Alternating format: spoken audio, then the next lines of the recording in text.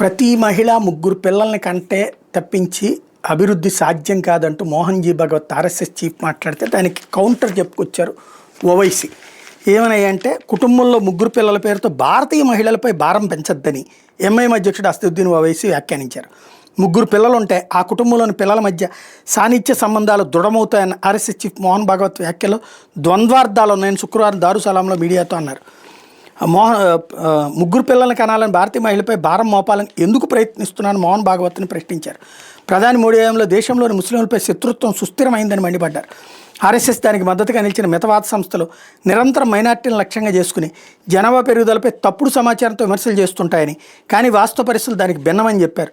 2011 జనాభా లెక్కల ప్రకారం హిందువులు 80% కాగా ముస్లింలు 14.23% అని స్పష్టం చేశారు. ఏది ఏమైనా ప్రజలు వ్యక్తిగత కుటుంబ జీవితంపై మాట్లాడేందుకు మీరెవరని భగవత్ని ప్రశ్నించారు. కరెక్టే కదా, మరి నీకేంటి సంబంధం, ఓవైసీకి ఏంటి సంబంధం?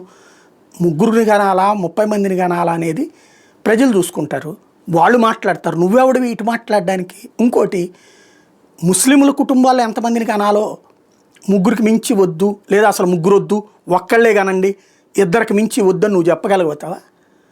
నీ మతం వాళ్ళకి నువ్వు చెప్పవు, ఎదురోళ్ళ మతం వాళ్ళకి ఎదురోళ్ళు చెప్పుకునేటటువంటి సలహాల్ని నువ్వు అంగీకరించు. మరి ఇది కదా అహంకారం అంటే, ఇది కదా అభిజాత్యం అంటే.